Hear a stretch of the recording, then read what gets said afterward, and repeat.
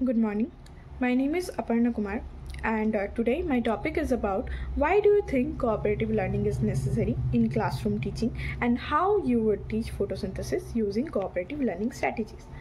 So cooperative learning হচ্ছে এক ধরনের টিচিং স্ট্র্যাটেজি, যেখানে একটা ক্লাসরুমে স্টুডেন্টদেরকে ছোটো ছোটো গ্রুপে ভাগ করে দেওয়া হয় একটা শেয়ার্ড লার্নিং গোলসকে অ্যাচিভ করার জন্য, এবং এই গ্রুপের মধ্যে প্রতিটি মেম্বারই রেসপন্সিবল হয় তাদের ওন লার্নিং এবং সাথে সাথে একে অপরকে হেল্প করার জন্য।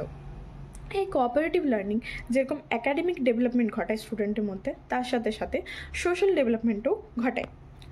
দেন why cooperative learning is necessary? কেন কোঅপারেটিভ লার্নিং আমাদের ক্লাসরুম এবং মডার্ন টিচিংয়ে এত বেশি জরুরি হয়ে পড়েছে? Active engagement and deep learning. Passive learning যেমন ট্রেডিশনাল টিচিংয়ে আমরা দেখতে পাই, ট্রেডিশনাল টিচিংয়ে একটা টিচার শুধুমাত্র নলেজ ট্রান্সমিটার হিসেবে কাজ করে, সেখানে অ্যাক্টিভ লার্নিং মূলত স্টুডেন্ট সেন্টার্ড, যেখানে স্টুডেন্ট অ্যাক্টিভলিভাবে পার্টিসিপেট করে কোনো কিছু লার্নিংয়ের জন্য, এবং যার জন্য তারা বিভিন্ন ধরনের অ্যাক্টিভিটি করে, তারা একে অপরের সাথে কাজ করে একটা টিমের হেল্প নিয়ে তারা ডিপ লার্নিং তাদের ঘটে, ডিপ ইনসাইটফুল লার্নিং তাদের হয়। এর সাথে সাথে development of social skills and emotional skills. Cooperation লার্নিংয়ে যেখানে স্টুডেন্টরা একটি গ্রুপের মধ্যে কাজ করে, একে অপরকে হেল্প করে, নিজের লার্নিংয়ের সাথে সাথে সামনের জনের লার্নিংয়ের ওপরও যেমন ধ্যান দেয়, সেই সাথে সাথে ডেভেলপমেন্ট অফ সোশ্যাল স্কিলস এবং ইমোশনাল স্কিলসও আমরা দেখতে পাই।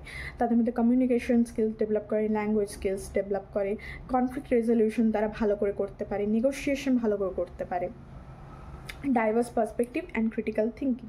কোঅপারেটিভ লার্নিংয়ে যখন অনেকজন স্টুডেন্ট একটা গ্রুপের মধ্যে কাজ করে, তখন বিভিন্ন ধরনের স্টুডেন্টের ওন থিঙ্কিং, তাদের ডিফারেন্ট ব্যাকগ্রাউন্ড, তাদের পার্সপেক্টিভের জন্য একটা ডাইভার্স পার্সপেক্টিভের এনভায়রনমেন্ট তৈরি হয়, এবং যা ক্রিটিক্যাল থিঙ্কিংকে প্রমোট করে। Encouraging peer teaching and learning. Cooperative লার্নিংয়ের একটা মেন উদ্দেশ্যই হচ্ছে পিয়ার টিচিং, অর্থাৎ একজন অন্য একজনকে শেখাবে। একটা স্টুডেন্ট যদি সাপোজ এক্সাম্পল হিসেবে যদি বলা হয় যে একটা স্টুডেন্ট ম্যাথের একটা কনসেপ্ট খুব ভালোভাবে সে বুঝতে পেরেছে, কিন্তু অন্য একজন স্টুডেন্ট গ্রুপের মধ্যে সেই ম্যাথের কনসেপ্টটা খুব ভালোভাবে বুঝতে পারেনি, তখন যে স্টুডেন্ট সেই কনসেপ্টটা বুঝতে পেরেছে সে অন্য স্টুডেন্টকে হেল্প করতে পারে, পিয়ার টিচিং করতে পারে, যার ফলে তার নিজস্ব লার্নিং তো হয়, এবং সাথে সাথে যে স্টুডেন্ট সেই কনসেপ্টটা বুঝতে পেরেছিল না তারও সেই লার্নিংটা হয়ে যায়, যা পিয়ার টিচিংকে প্রমোট করে। ফোস্টারিং অ্যাকাউন্টেবিলিটি অ্যান্ড রেসপন্সিবিলিটি, অর্থাৎ কোঅপারেটিভ লার্নিং যেখানে নিজস্ব লার্নিংয়ের জন্য যেরকম অ্যাকাউন্টেবল হয় স্টুডেন্ট, সেরকমই একটা তাদের মধ্যে শেয়ার্ড একটা রেসপন্সিবিলিটি দেখতে পাওয়া যায়, যে তারা একটা গ্রুপের টোটাল লার্নিংটার জন্য কিন্তু তারা সবাই রেসপন্সিবল হয়। Building self esteem and confidence. Cooperative লার্নিংয়ের জন্য স্টুডেন্টের মধ্যে সেলফ এস্টিম বিল্ড হয়, তারা আরও বেশি কনফিডেন্ট হয় বিভিন্ন ধরনের বিভিন্ন ধরনের কম্পিটিশন, বিভিন্ন ধরনের প্রোগ্রাম, এইসব জিনিসে পার্টিসিপেট করতে। Improving communication and language skills. যখন একটা ডিসকাশন বা কোঅপারেশন লার্নিং হয়, সেখানে বিভিন্ন ধরনের ডিসকাশন হয়, একে অপরের সাথে কোনো কিছু নলেজ গেইন হয়, সেটা নিয়ে কথাবার্তা হয়, সেখানে কমিউনিকেশন ইমপ্রুভ হয়, ল্যাঙ্গুয়েজ স্কিলস ইমপ্রুভ হয় স্টুডেন্টের মধ্যে, যা ভবিষ্যতে বিভিন্ন ধরনের চ্যালেঞ্জেসে তাদের হেল্প করতে পারে। Improving academic achievement. দেখা গেছে যে কোঅপারেটিভ লার্নিংয়ের জন্য স্টুডেন্টদের মধ্যে অ্যাকাডেমিক অ্যাচিভমেন্টটা ইমপ্রুভ ঘটে, অর্থাৎ যখন কেউ কোনো কনসেপ্ট বুঝতে পারে না, যখন তার অন্য বন্ধু বা অন্য গ্রুপ মেম্বার তাকে সেই কনসেপ্টটা বুঝিয়ে দেয় কোঅপারেটিভ লার্নিংয়ে, সেখানে শুধুমাত্র একটা স্টুডেন্ট না বরং সমস্ত গ্রুপেরই একটা অ্যাকাডেমিক অ্যাচিভমেন্টের ইমপ্রুভমেন্ট দেখা যায়, এবং এই কোঅপারেটিভ লার্নিং আলটিমেটলি একটা পজিটিভ ইনক্লুসিভ ক্লাসরুমকে এনভায়রনমেন্টকে তৈরি করে। তাহলে এখন ফটোসিনথেসিস এই টপিকটা খুবই চ্যালেঞ্জিং হতে পারে কিছু স্টুডেন্টের জন্য। যেমন এই ফটোসিনথেসিস টপিক হচ্ছে একটা অ্যাবস্ট্রাক্ট প্রসেস, অর্থাৎ ফটোসিনথেসিসে যেরকম কমপ্লেক্স বায়োকেমিক্যাল রিয়াকশনসগুলো আছে যা অফেন অ্যাবস্ট্রাক্ট, এবং এই অ্যাবস্ট্রাক্ট কনসেপ্ট অনেক সময় স্টুডেন্টের বুঝতে অসুবিধা হতে পারে, এবং এই যে ট্রেডিশনাল টিচিং মেথডসে যেখানে ফটোসিনথেসিসকে একটা মেকানিস্টিকলিভাবে প্রেজেন্ট করা হয়, সেখানেও বিভিন্ন ধরনের মিসকনসেপশন থেকেই যেতে পারে। তাই কোঅপারেটিভ লার্নিং স্ট্র্যাটেজিসকে যদি আমরা ইউজ করি, তাহলে একটা গ্যাপ কে আমরা ফিল করতে পারবো, যেখানে স্টুডেন্ট খুব ভালোভাবে বুঝতে পারবে যে হোয়াট ইজ ফটোসিনথেসিস এবং এই ফটোসিনথেসিসে কী ধরনের রিয়াকশন হয় এবং ফটোসিনথেসিস কেন আমাদের দরকার, কেন কি এই প্রসেস সম্পর্কে সমস্ত কিছু তারা বুঝতে পারবে যদি তারা কোঅপারেটিভ লার্নিং স্ট্র্যাটেজিসের সাহায্যে ফটোসিনথেসিস পড়ে। যেমন এই ফটোসিনথেসিসকে যদি আমরা বিভিন্ন ধরনের কোঅপারেটিভ লার্নিং স্ট্র্যাটেজিসের মাধ্যমে যদি পড়াই, যেমন বিভিন্ন ধরনের কোঅপারেটিভ স্ট্র্যাটেজিসের মধ্যে প্রথম হচ্ছে জিগস মেথড। এই জিগস মেথডে কী করা হয় যে ফার্স্টে স্টুডেন্টদেরকে হোম গ্রুপে ডিভাইড করে দেওয়া হয়, 4-5 জন স্টুডেন্টকে একটা করে গ্রুপে ডিভাইড করে দেওয়া হয়, যাদেরকে হোম গ্রুপ বলা হয়, এবং স্টুডেন্টদেরকে একটা করে টপিক দিয়ে দেওয়া হয়, তাদেরকে অ্যাসাইন করে দেওয়া হয় এবং তাদেরকে বলা হয় যে এই টপিকটা সম্পর্কে তারা নলেজ ইনফরমেশন গ্যাদার করবে। যেমন যদি ফটোসিনথেসিসকে আমরা টপিক হিসেবে ভাগ করে দিই যে structure and function of chloroplast, light dependent reaction of photosynthesis, আবার কেলভিন সাইকেল বা রোল অফ ফটোসিনথেসিস, এইরকম টপিকে যদি আমরা ভাগ করে দিই এবং হোম গ্রুপ অর্থাৎ যে গ্রুপগুলো আছে সেই গ্রুপগুলোতে যদি আমরা এই টপিকগুলোকে অ্যাসাইন করে দিই, তখন সেই হোম গ্রুপ থেকে স্টুডেন্ট সেই টপিক সম্পর্কে পড়বে এবং তারা একটা এক্সপার্ট গ্রুপকে জয়েন করবে। এক্সপার্ট গ্রুপ অর্থাৎ সাপোজ যদি structure and function of chloroplast হয়, তাহলে যতগুলো হোম গ্রুপ আছে, যতগুলো হোম গ্রুপের মধ্যে যারা সেই structure and function of chloroplast নিয়ে ইনফরমেশন গ্যাদার করেছে, তারা পড়াশোনা করেছে, তারা একসাথে একটা এক্সপার্ট গ্রুপ ফর্ম করে এবং তারা বিভিন্ন ধরনের টেক্সট বুক হোক, ভিডিওস হোক বা টিচারের নোটস হোক, এইসব জিনিস থেকে তারা নিজেদের একটা লার্নিং একটা গেইন করে, তারা নিজেদের একটা এক্সপ্লেনেশন গেইন করে। আবার সেই এক্সপার্ট গ্রুপ থেকে স্টুডেন্ট আবার নিজের হোম গ্রুপে ফিরে যায় এবং এইভাবে বিভিন্ন ধরনের যে অ্যাসাইন টপিকগুলো আছে, বিভিন্ন ধরনের অ্যাসাইন টপিকগুলো স্টুডেন্ট নিজেরা শিখে পরে তারা হোম গ্রুপে রিটার্ন করে এবং তারা হোম গ্রুপের বাকি মেম্বার্সদেরকেও সেই টপিকগুলো সম্পর্কে শেখায়। এটা হচ্ছে এক ধরনের মেথড যা কোঅপারেটিভ লার্নিং স্ট্র্যাটেজিসের মধ্যে পড়ে, যার ফলে ইনসাইটফুল লার্নিং হয় এবং ফটোসিনথেসিস সম্পর্কে এই টপিকটা স্টুডেন্টরা খুব ভালোভাবে বুঝতে পারে। দেন সেকেন্ড মেথড হচ্ছে থিঙ্ক পেয়ার শেয়ার। এই মেথডটাতে কী করা হয় যে ফার্স্টে যখন জিগস মেথডটা আমরা করে ফেলি ক্লাসরুমের মধ্যে, স্টুডেন্টরা কিছুটা জ্ঞান তাদের ফটোসিনথেসিস সম্পর্কে হয়ে থাকে, সেখানে আমরা একটা কোশ্চেন তাদেরকে প্রভোক করতে পারি, একটা থট প্রভোকিং একটা কোশ্চেন দিতে পারি যে why is photosynthesis important for survival of plants and animals. Suppose example হিসেবে আমরা এই কোশ্চেনটা দিলাম। দেন ফার্স্টে স্টুডেন্টদেরকে ভাবতে বলা হবে যে তোমরা ভাবো এই কোশ্চেনটা সম্পর্কে, যে তোমাদের কী মনে হচ্ছে। দেন স্টুডেন্টদেরকে পেয়ার করা হবে অন্য স্টুডেন্টদের সাথে এবং যারা পেয়ারে থাকবে সেই পেয়ারগুলোকেও টাইম দেওয়া হবে ডিসকাশনের জন্য, 3 থেকে 5 মিনিট সাপোজ ডিসকাশনের জন্য টাইম দেওয়া হলো। এরপর তারা নিজেদের মধ্যে ডিসকাশন করে পরে আলটিমেটলি যে কনক্লুশনে আসবে বা তাদের যা এক্সপ্লেনেশন হবে সেটা শেয়ার করা হবে সমস্ত ক্লাসের সামনে, অর্থাৎ থিঙ্ক দেন পেয়ার দেন শেয়ার, যার ফলে একটা ডিপেন আন্ডারস্ট্যান্ডিং হবে স্টুডেন্টদের মধ্যে ফটোসিনথেসিস সম্পর্কে। দেন থার্ড কোঅপারেটিভ লার্নিং স্ট্র্যাটেজিস হচ্ছে রোল প্লে অ্যান্ড সিমুলেশন। এটা মেমোরি বা এঙ্গেজমেন্টের জন্য খুবই দরকার। যেমন এখানে অ্যাক্টিভিটি আমরা করাতে পারি যে অ্যাক্ট আউট ফটোসিনথেসিস যে প্রসেসটা, সেটাতে বিভিন্ন ধরনের কম্পোনেন্টস থাকে, যেমন Sunlight, water molecules, carbon dioxide, chloroplast, chlorophyll.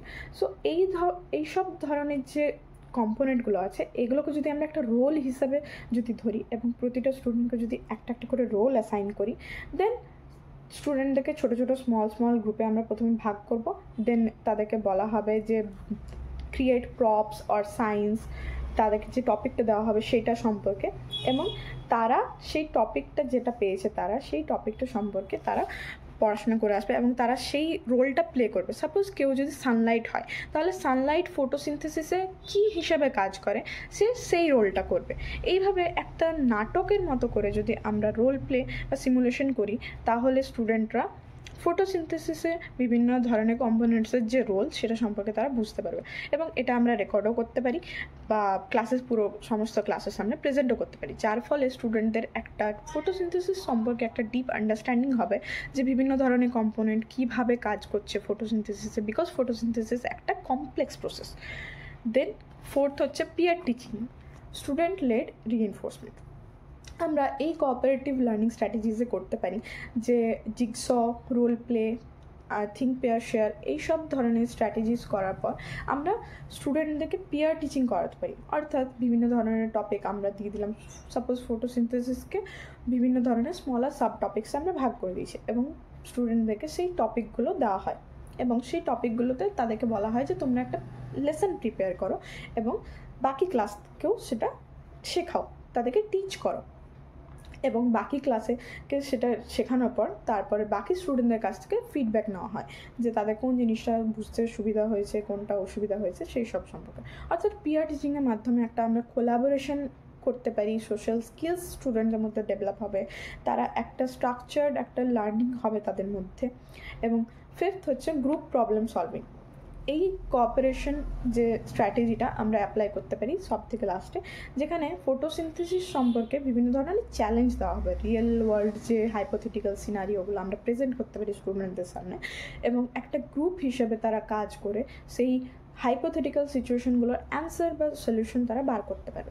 ফার্স্টে আমরা করতে পারি যে একটা present a problem, suppose example হিসেবে what would happen to plants in a region where the sun is blocked for several days.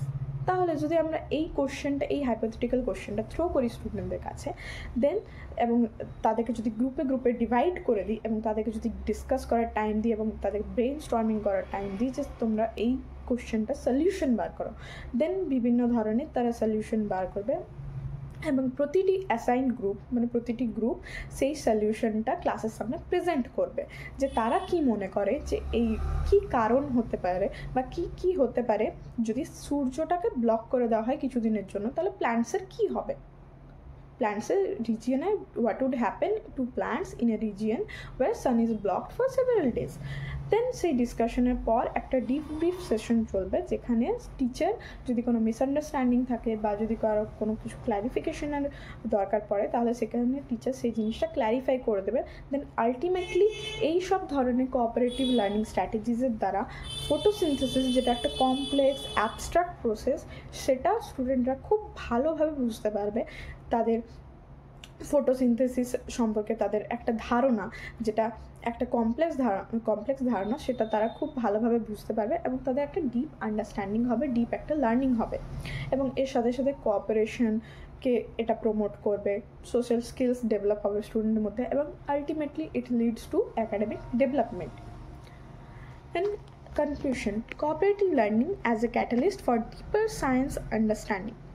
যেমন ফটোসিনথেসিস একটা সায়েন্সের টপিক, সো কোঅপারেটিভ লার্নিং শুধুমাত্র সায়েন্স নয়, তার সাথে সাথে এমনি এডুকেশনও কোঅপারেটিভ লার্নিং আমরা ইউজ করতে পারি। যেমন cooperative learning promotes student engagement, স্টুডেন্টরা একসাথে কাজ করছে, ক্রিটিক্যাল থিঙ্কিং, তারা ক্রিটিক্যালি থিঙ্ক করে কোনো কিছু হাইপোথেটিক্যাল কোশ্চেনের সলিউশন বার করছে, কোলাবোরেটিভ স্কিলস, স্টুডেন্ট একে অপরের সাথে কোলাবোরেশনের সাহায্যে তারা নলেজ গেইন করছে।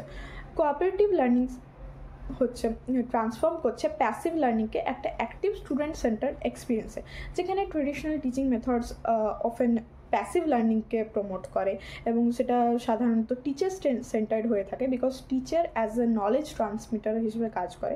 সেখানে cooperative learning active and student centred এক্সপিরিয়েন্সকে প্রমোট করে। কোঅপারেটিভ স্ট্র্যাটেজিস যেমন jigsaw, think pair share, group investigation লার্নিংকে আরও বেশি ইন্টারঅ্যাক্টিভ, মেমোরেবল অ্যান্ড ইনক্লুসিভ করে তোলে। যেমন এই যে ফটোসিনথেসিস যে টপিকটা, যেখানে কোনো স্টুডেন্টের জন্য এটা কমপ্লেক্স হতে পারে, এই ধরনের কোঅপারেটিভ লার্নিং স্ট্র্যাটেজিসগুলো আমরা ইউজ করে পরে ফটোসিনথেসিসের মতো কমপ্লেক্স থেকে কমপ্লেক্স টপিককেও আমরা ইন্টারঅ্যাক্টিভ করতে পারি, মেমোরেবল করতে পারি এবং ইনক্লুসিভ করতে পারি। কোঅপারেটিভ লার্নিং আবার এনকারেজ করে পিয়ার ডিসকাশনকে, শেয়ার্ড প্রবলেম সলভিংকে, হ্যান্ডস অন গ্রুপ অ্যাক্টিভিটিসকে, অর্থাৎ মেনলি একটা গ্রুপ কোলাবোরেশনকে প্রমোট করা হয়, যেখানে একে অপরের সাথে শিখে কোনো কিছু প্রবলেমকে সলভ করা হয়। Ultimately cooperative learning is not just a method, it's a powerful approach to enhance comprehension, communication and collaboration in education.